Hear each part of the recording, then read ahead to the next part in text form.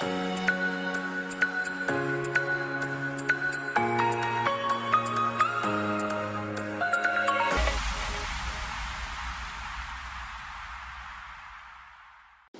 begin the course. The first speaker is Advocate Carlos Ferreira.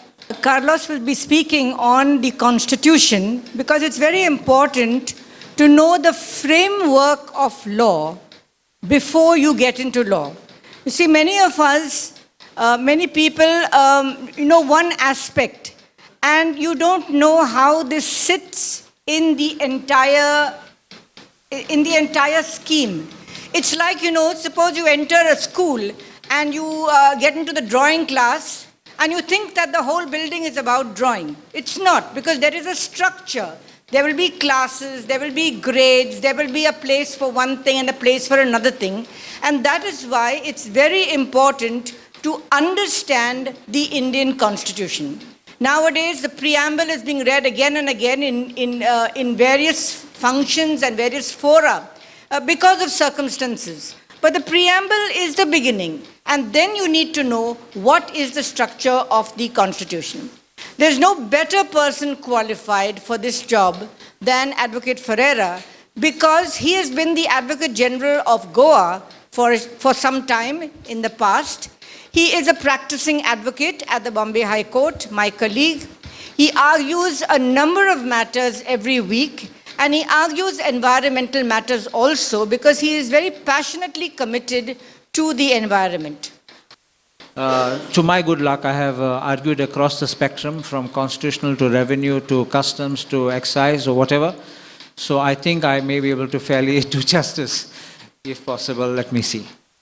First thing, you see, when we are law students, we are never taught these things. But we begin to realize only when we get into the courts and we start practicing. And we question ourselves, what do we look at? What do we open when we want to see? And the first thing I would always suggest, please see your foundation is your constitution. Because if it's from the constitution, in India we have all laws that flow. If anything is against the constitution or in contravention of the constitution, it will be void. It will be liable to be struck down. So you have to know that even the laws which are made will have to withstand the test of the constitutional validity.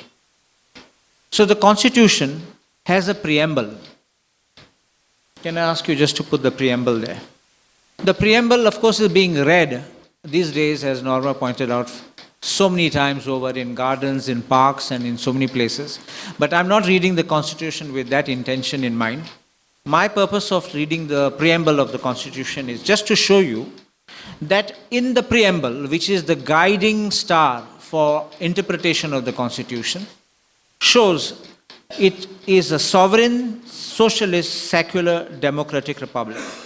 Now, it was originally a sovereign, democratic republic, and socialist and secular was added later on.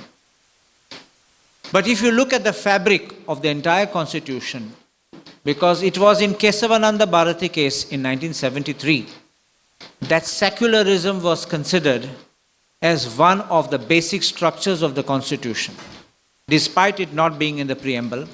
And it was introduced in 1977 in the Constitution by amendment that it will also have secular.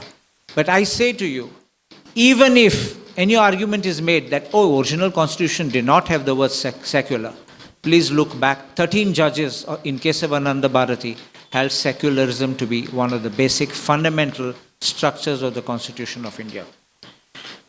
Now, we look at that justice, which is social, economic, and political. We have liberty of thought, expression, belief, faith, and worship. This is very contentious nowadays. Equality of status and opportunity, and to promote among them all fraternity, assuring the dignity of the individual and the unity of the integrity of the nation. Because if you look at these, if you see the fundamental rights, which I will surely go and show you all, the fundamental rights are actually amplifications of what is provided in the preamble. The basic structure, I will just give you a summary of what Kesavananda Bharati's judgment says. Speaks of the supremacy of the constitution. It speaks of the republican and democratic form of government, secular character of the constitution, separation of powers between the legislature, the executive and the judiciary, and the federal character of the constitution. Now, this is dealing with the preamble, and so you know the background, how the constitution will be operating. I request now that we will go into the fundamental rights.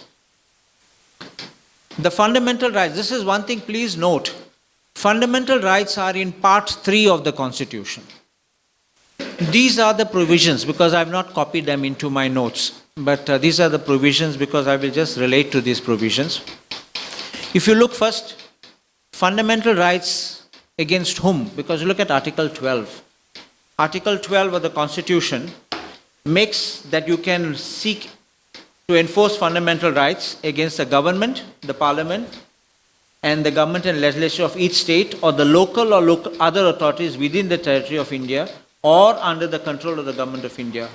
That means even an instrumentality of the state will be subject to a writ. That is why first thing we think is, should I file a suit or should I file a writ petition? Sometimes clients come and say, na dotorte ani 20 ವರ್ಷ lagtole am high court am petition galya. It may be simply a boundary dispute. It may be somebody's branch of a tree is falling into the property. That has nothing to do with fundamental rights per se. It is your civil rights. So civil rights will be agitated in civil courts, but whenever there is a fundamental right which is being violated or threatened, you can approach the High Court or the Supreme Court. I will tell you about whether it goes in the High Court or Supreme Court and in what cases. Now please look at Article 13. All laws in force in the territory of India immediately before the commencement of this Constitution, insofar as they are inconsistent with the provisions of this part, shall, to the extent of such inconsistency, be void. And the next one, the state shall, so this is in relation to previous law, and now clause 2 of Article 13, the state shall not make any law which takes away or abridges the rights conferred by this part, and any law made in contravention of this clause shall, to the extent of the contravention, be void. Please see the word used is void. Void is absolutely null and void, as if it never existed. It's not voidable, not liable to be struck down. It is strictly declared as void, as stillborn. Now, whenever you go for enforcement of your rights, enforcement of your fundamental rights by writs, remember this is not a penal provision which you are enforcing. They are actually constitutional rights of a civil character. Because you don't penalize anyone, you don't imprison anyone. Even if your detention is illegal, you don't imprison anybody. You may seek compensation separately. You may even seek persecution, prosecution against those who have persecuted you. But that is independent of seeking your rights under Part 3 of the Constitution. Please remember, there's a difference between constitutional rights and fundamental rights. Fundamental rights are both constitutional and fundamental, while constitutional right, I will explain what's a constitutional right. Earlier we had right to property as a fundamental right. It was taken away and put as Article 300A. 300A, so you think of it where it has gone, somewhere back of the book, totally outside Part 3. So it remains a constitutional right, but not a fundamental right. You may ask me why I'm making this distinction, because as I explain the next part of it to you all, you will understand that constitutional rights are inviolable, they are sacrosanct, they form the basic structure of the Constitution of India. Even whether they can be amended or not is always a great debate, and they say your basic fundamental rights cannot be amended. I'll come to that later. Now please look, all the fundamental rights, please go to Article 14. See the title to Article 14, it says right to equality. So right to equality is all in the Articles 14 to 18. Can you see that? 14 to 18. So Article 14 speaks that no person is to be denied equality before the law or equal protection of the laws within territory of India. Please note this, because I'm going to say one thing here. Please see it again. The state shall not deny to any person. It doesn't use the word citizen. Because most fundamental rights are qua citizens, or which can be enforced or in favor of citizens. There are some fundamental rights which are open to all, whether you are a citizen, non-citizen, immigrant, legal or illegal. You will be treated equally before the law. So this is an article which is very important, and I will tell you why this is very important in many people who tend to file PILs, who may be even concerned about certain actions of the state or otherwise. Because Article 14 strikes at arbitrariness. And if you notice, very often we find litigation where arbitrary action is taken and you don't know what to quote. Arbitrary action is stemming from Article 14. Arbitrary action can be where you have not been heard, where there's a violation of the principles of natural justice. The man who is himself interested is a judge in your case, or he is related to somebody, or he gives you a mock hearing, which is a formal hearing, and then you actually don't have justice. Or he writes a cryptic order, like, I've heard the applicant, I'm not satisfied, hence application dismissed. So this is very often this kind of bureaucratic language where I often say they require to go for thorough training, because you would be demoted in class had you been a student in school. So think of it. It's not because I am saying as a joke, but think the anguish and the pain which all of you have to go through to file an appeal, go to a higher court, serve notices to everybody, and get the judge to hear you. And you miss that date, your case may get dismissed. Why should you have not succeeded as of right in the initial stage?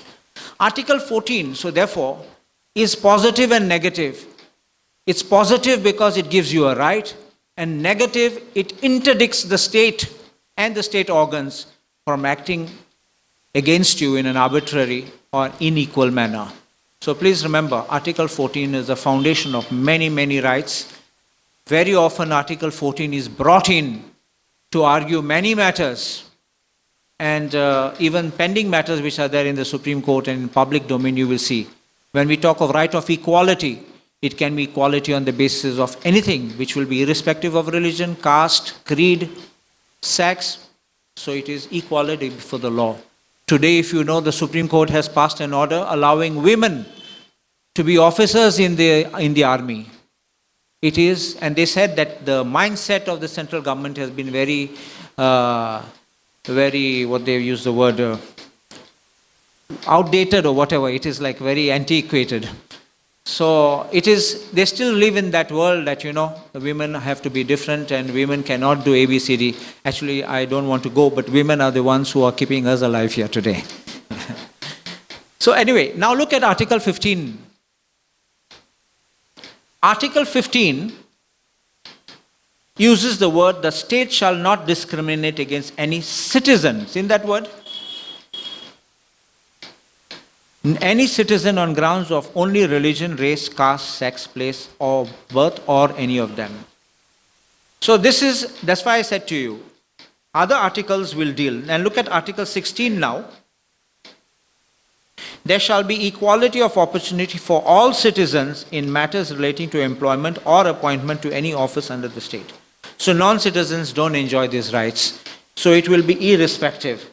Then Article 17 deals with untouchability, and Article 18 deals with abolition of titles. Now Article 19 is again very important. This is the freedom. We had the 7 freedoms, they become 6 because that one has been removed of right to property. You have freedom of speech and expression, to assemble peacefully and without arms, to form associations or unions or cooperative societies, to move freely throughout the territory of India, to reside and settle in any part of the territory of India, and to practice any profession or to carry on any occupation, trade, or business. Please see, there are some sub-clauses there below. And that shows that these freedoms are not absolute freedoms. Nothing prevents the state from making law in respect of that article, the clause A, in respect of clause B. You'll find everything like that. So, state can, in public interest, make law. Now, let us say, for example, G, to practice any profession. Profession cannot be any abhorrent profession. You're understanding what I'm saying? So, state can regulate and prohibit certain professions which may be recognized in other countries but not recognized in our country as being any profession or trade which can be carried out in our country. So, here we have, you must remember, every right, fundamental right, is not an absolute right. We have these freedoms which are also not absolute. Now please see one thing, your right to assemble peacefully and without arms, and your freedom of speech and expression. One thing of late which had caught my attention was the order of the district magistrate of North Goa, which caused a little stir. And in fact, I also reacted on the social media by saying that they want to muzzle the voice of dissent. But when I looked at it, it was NDTV, unfortunately. Its title was totally misleading. The North Goa collector issued an order quoting as if there are terror threats and then saying tenant verification must be done. You understand? What had terror threats and terror verification? You can say it is needed in public interest. You don't require terror. So it created a tizzy, and I think we may have even back many friends of mine who were coming to Goa asked me, do you think Goa is safe? I said, we don't know anything which is wrong, which is here. So, and why should North Goa be having an order and not South Goa? So it was all very weird. Then afterwards I saw it, and I did myself put a clarification by saying this was totally misleading. But I want to raise one issue here. That, and I even put that statement, the correctness or otherwise of this order. Again and again, you can't bring 144 orders for the same thing. 144 is for an emergent situation. Again and again there is terror threat.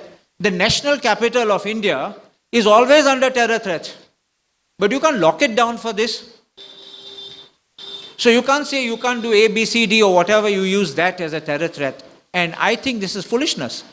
If you try to put terror threat in public domain because you should work secretly. So that kind of notification is 100% liable to be quashed and set aside. But I don't want to take up because sometimes some unwanted elements also creep into our state. So if they are being registered, I don't think we should be really affected or take up these kind of causes. We can take up better causes. I hope I'm making it clear. So now, these are the articles. Now, I want to go directly to another one, which is right to freedom of religion. Please look at articles 25 to 28. See that how it opens out. Subject to public order, article 25. Morality and health, and to other provisions of this part. All persons are equally entitled to freedom of conscience and the right to freely profess, practice, and propagate religion. So this shows it's not an absolute right. You have the right, confine it within the parameters of law. I'm not saying confine it within parameters of your 4 rooms of your house, but please don't. You have to respect that others have right. It has to be subject to other parts of the Constitution. So therefore, you are looking at this. This is the right to practice religion. Any religion which is subject to public order, because you can't do these, I don't know many of you know, the Portuguese legislation, Civil Registration Act 1911, which has been in force before births and registration came here, but still in force for marriages, that has a provision that you cannot give names which are bad, satanic, or names invoking variations of names of the devil. This is written in it. The Indian registration births and deaths doesn't say what you can name your child. And Skylab, I remember once Skylab was falling, so somebody gave name to a child, Skylab, poor child. Yeah. No, but on a life. So these are things where you feel, but at least those are not bad in the sense that you can have some correlation which are not negative. But imagine having devilish names and then for no reason you're ostracized. So I think that incorporating that in the law itself was a good thing.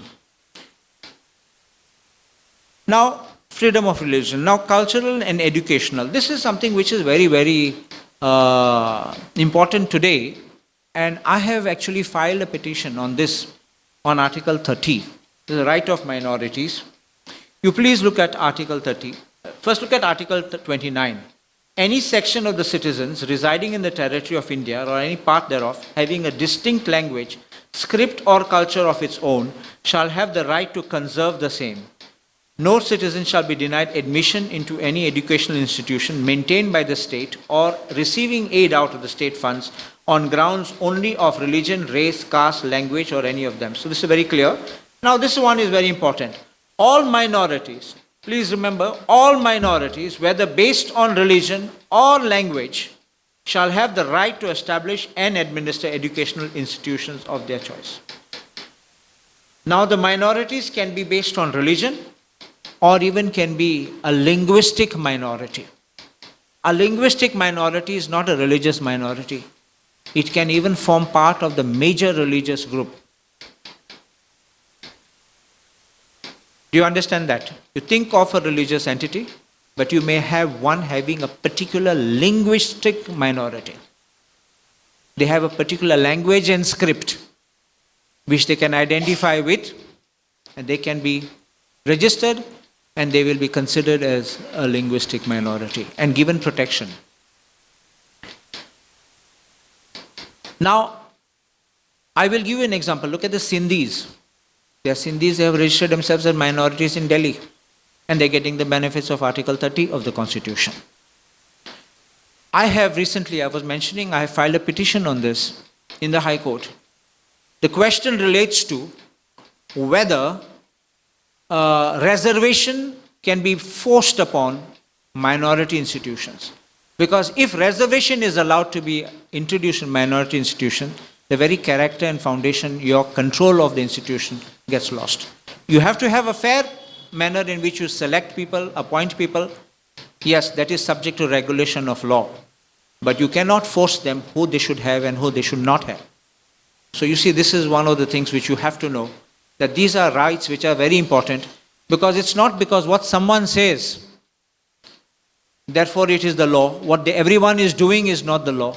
I request you, if any time there's a doubt, please open the book.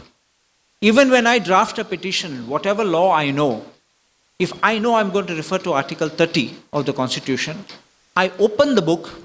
While I'm dictating, I will use the words from Article 30 into my petition. I will also do a second part. Justify why I'm using it on facts. Because simply pleading law, it may be academic exercise. Then your petition goes for a toss. You must show how it is. And then how you are either aggrieved or you're being deprived of that right which you're enjoying. So this is one thing which you should know. Even those who draft petitions, whether it can be for a simple thing like a tree cutting, or can be for a passage or a waterway or anything like that, or some nuisance being created, please remember, your facts, see the words in the law, and see if there is any precondition which is required. Sometimes some regulations require you to file a complaint before you come to a magistrate or before you go anywhere. Please open, you'll find your answer, and you'll be able to move in accordance with law, so that you don't go in the first instance and suddenly be told, you didn't do this, you didn't do that, come again. So you have not wasted 3 to 6 months, and meantime the tree has fallen over your house. So I don't want these kind of things, because these are small things which people slip on without realizing. However good you are, however many petitions you may have done, however many times you might have stood up in the court, please, I request, open the book and look at it. It doesn't cost anything. Even the judges, when we say Article 30, they say, can we have a look at it? It's not that they don't know it, but they want to see the exact words which we are going to be stressing upon. So now you see, I was talking about these fundamental rights.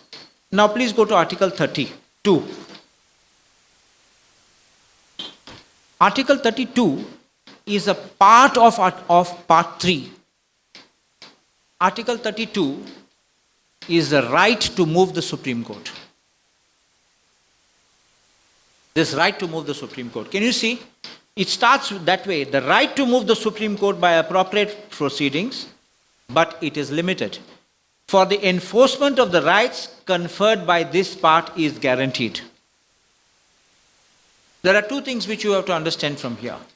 One is, we have a right to approach the Supreme Court, and the Supreme Court has a duty to hear us. Can't tell us go to the High Court. Unless there are other matters which may sometimes be better dealt in a lower court of the first instance, which is the High Court, and then you come to the Supreme Court.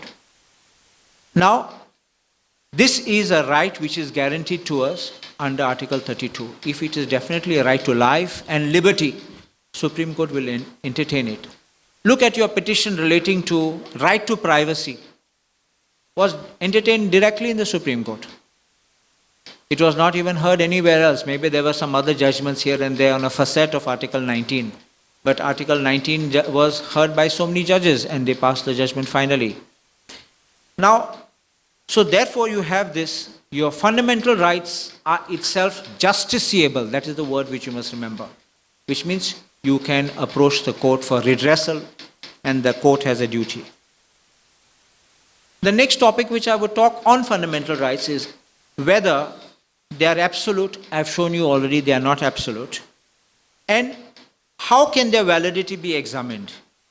Now we all can't afford to go to the Supreme Court. So we have Article 226 of the Constitution, which allows us to move the High Court for its writs and also for enforcement of other legal right. See this, notwithstanding anything in Article 32, that means despite the Supreme Court having the power, every High Court shall have power throughout the territories in relation to which it exercises jurisdiction to issue to any person or authority, including in appropriate cases any government within those territories, directions, orders or writs, including writs of habeas corpus. Habeas corpus is to produce a person who has been detained. Mandamus is to enforce a duty. Prohibition is to prohibit them from going contrary to statute. Co-warrantor means by what authority you're holding the office, and certiorari is to quash any order which has been made, or any of them, for the enforcement of any of the rights conferred by Part 3, you all already know what is Part 3 now, and for any other purpose. These words, and for any other purpose, means any legal right also you can go, which is not available to the Supreme Court. Which means, and the Supreme Court acknowledges, in this case, the powers of the High Court are wider than that of the Supreme Court. You can even knock the doors of the High Court here. So, therefore, we have High Court which is quite close to us, and I think we can approach the High Court for our reliefs, and generally we do get our reliefs in the High Court. Next issue about fundamental rights is, what is the power to amend fundamental rights? Because Article 368 of the Constitution allows Parliament to make any amendment to the Constitution. It has been interpreted by several Constitution bench judgments, which will be in my notes, which shows that the basic fundamental rights cannot be abrogated, abridged, or cannot be amended. Right to property was not considered to be a basic fundamental right. And it is actually now being recognized in retrospect as an inherent right of a person. Because without property, how do you have life? But it does not mean property in that sense of being a big landlord. So you could be deprived of your property. The next thing we have got is directive principles, which is in part 4, page 21. I'm not reading them, but I'm just wanting to make you all aware that sometimes the defense which the state brings oh, this is made in accordance with the principles laid down in the directive principles. Directive principles are for economic welfare, social welfare, and for betterment of the country as a whole. So there are many things which are there, which are the directive principles. But two things you have to know. One is, the directive principles are not enforceable.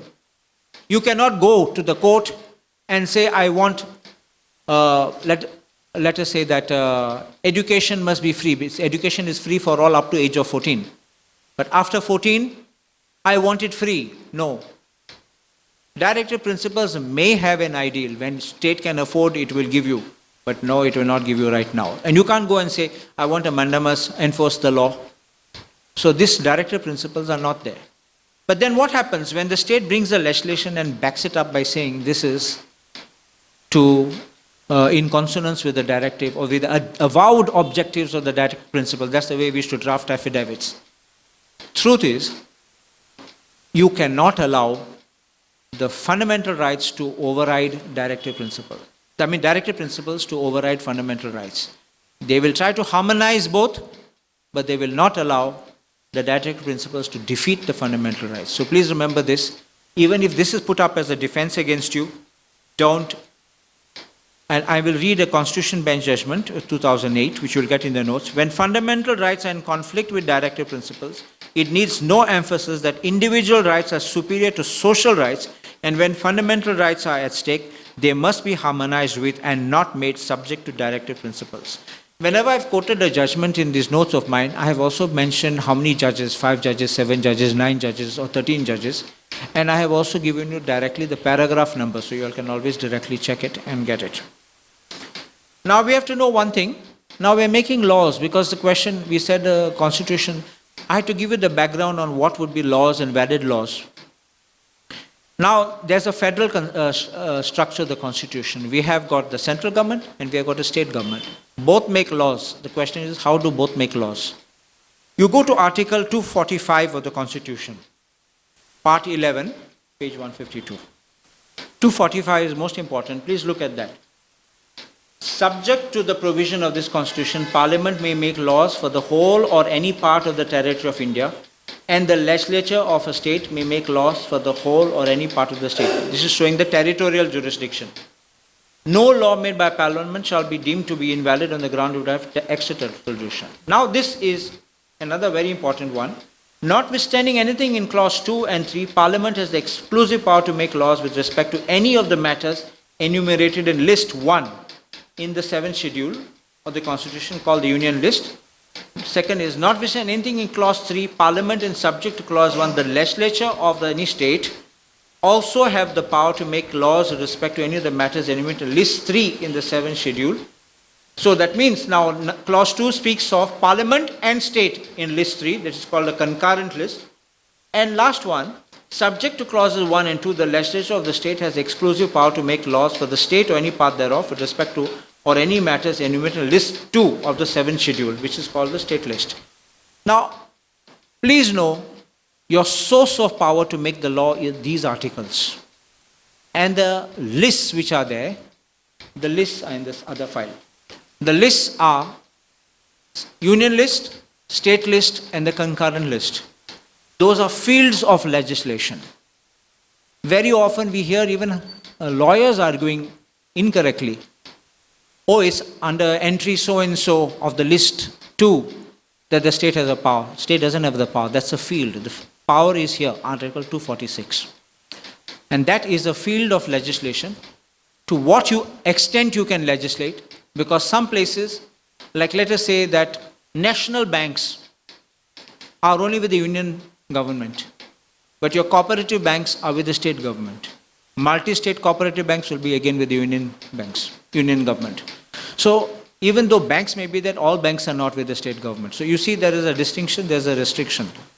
Land is exclusively with the state government, so the state has all the power to deal with land. Mining, you see major mining is with central government, minor mines are with the state government. That is provided in these lists. We also have a time when we have there's an encroachment between the state and the union, or the state government makes some provision which is in union law. And courts have sometimes said incidental encroachment doesn't make anything wrong or invalid. So now you look at this. If you know the structure of this, and you know that the basic foundation of yours which you know under the law, even your statutes, now let us say Land Revenue Code. The Land Revenue Code is under land laws for the government of Goa. So it is a state under list 2, entry number 18. Just open that. Entry 18 of list 2. Land, that is to say, can you see that? Rights in or over land. So everything to do with land. And remember one more thing in interpretation of statutes. When any word is defined in a statute, it says it means, it will mean only that. If it says, let us say, what's a bottle? Bottle means, then it only means that is a bottle. If it is only defined to be made of glass, it will be made of glass. But if it says bottle includes a bottle made of plastic, it means glass is not excluded. You understand this? So sometimes don't get misled. Please look at that first part of it.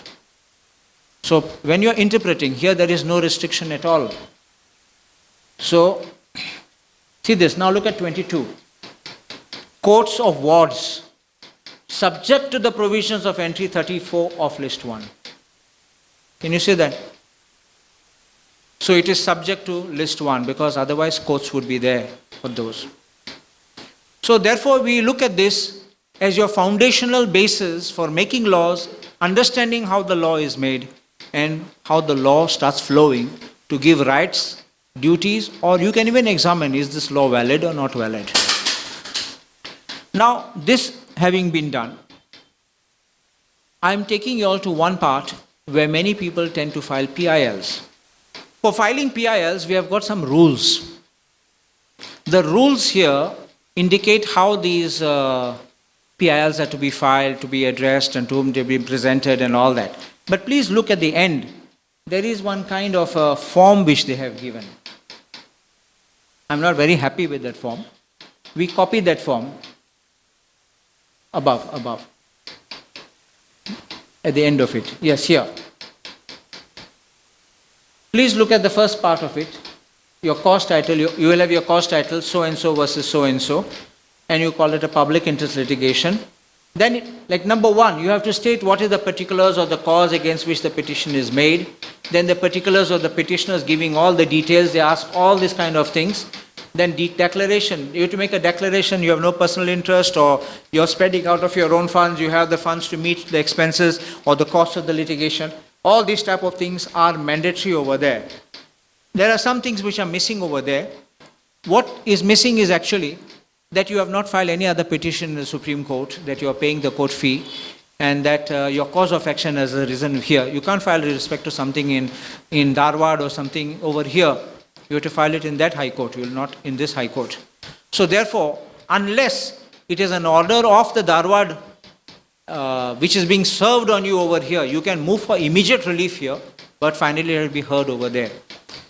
So, what I say to you is, when you look at a legislation, when you look at law, open the act and see what are the wordings in the provision. Even before an order is made, I will give you one simple example of a tree cutting. There was emergency during rainy season. So the collector was advised, and that's what he told me, the deputy collector. He was advised by Chief Minister, then Manohar Parrikar, don't waste time, just pass order and cut the tree. These people were not staying in that vicinity. So they came to know someone was trying to enter the house.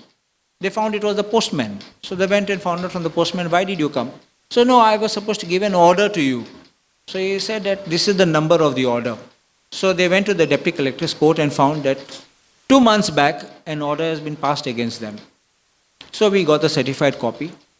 Then I spoke to the deputy collector and said, how could you pass an order behind the back? We got a certified copy. See how the proceedings have gone. It shows that our parties are staying at that place. Notice is sent. The bailiff gives a report. Number 1 stays in Kalangut, number 2 stays in Margao. He says, I have seen the report and I'm satisfied the tree needs to be cut. It's 2 years, the tree is still standing. But I'm just showing you. And my fellow is not even a client, he's like a friend. He's so old. He was already hospitalized because he got an order to cut his old tree. So think of this kind of agony. Poor old people have to suffer for this kind of nonsense. Then we have to call in, question that order and show that we never got this copy. Show this, and the order was set aside. Now he tells the other party, if the tree is not falling, why you want it to be cut? This is not an argument. But what I'm saying is, this is the kind of things which you have to look at. There was no report of the tree officer, because under the Tree Act, there must be a report of the tree officer who must say it's in a ruinous or dangerous condition, likely to fall. Sometimes you may see trees with artwork, with hole inside, but it's not going to fall. So therefore I'm saying, please, whenever you are looking at, even when you get a petition, first thing you have to look whether that petition, you're the other side. Don't get worked up with it. Be cool about it and just see what is he trying to convey, what is the parameters of law. Because you can also know for yourself. Sometimes your lawyer may be very busy. And you'll be able to understand and appreciate whether this makes sense, makes no sense, does he have a right? There are sometimes people who file litigation to keep a property in dispute, so out of desperation you may sell it to someone.